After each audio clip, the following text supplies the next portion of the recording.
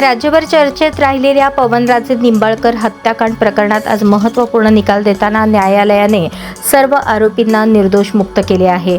तब्बल 20 वर्षे चाललेल्या या खटल्याचा शेवट पुराव्याअभावी आरोपींच्या निर्दोष मुक्ततेने झाला. न्यायालयाने निकाल वाचताना तपासातील अनेक त्रुटी आणि पुराव्यांमधील विसंगतीचा उल्लेख केला. आरोपींविरोधात सादर करण्यात आलेले अनेक मुद्दे आणि दावे ठोस पुराव्यांअभावी सिद्ध होऊ शकले नाहीत, असे न्यायालयाने स्पष्ट केले.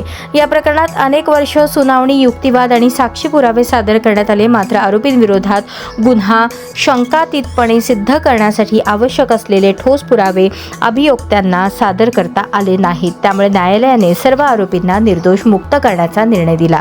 या निकालामुळे खासदार ओमराजे निंबाळकर यांना मोठा राजकीय आणि वैयक्तिक धक्का मानला जात आहे.